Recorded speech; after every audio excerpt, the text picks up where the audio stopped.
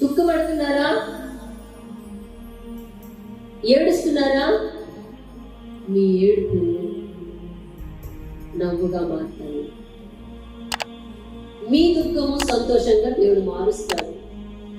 అయితే ప్రతి దానికి నువ్వు ఏడవాలని ఆయన పెట్టాడు. అందుకే నువ్వు ఏడవద్దు అని ఆయన పెడితే హల్లెలూయా. ఇప్పుడు నీ సమయం ఏంటి? ఇప్పుడు నీ సమయం ఏంటంటే నువ్వు ఏడ్చే సమయము. నువ్వు ఏడ్చే సమయంలో ఏం చేయాలంటే, నేను అవుతానంటే ఎట్లా? అమ్మలారా వింటున్నారా? ఏడ్చే సమయంలో నువ్వు ఏడవాలి.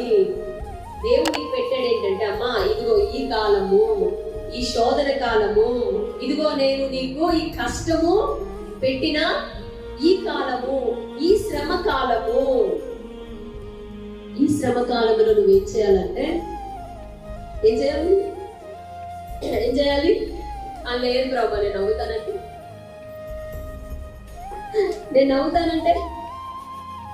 లేదు ప్రభా నువ్వు ఏడవ, దేవుడు నిన్ను ఏడ్చే టైం పెట్టాడు. లేదు ప్రభా నేను నవ్వుతానంటే ఎట్లా కుదురుతుంది?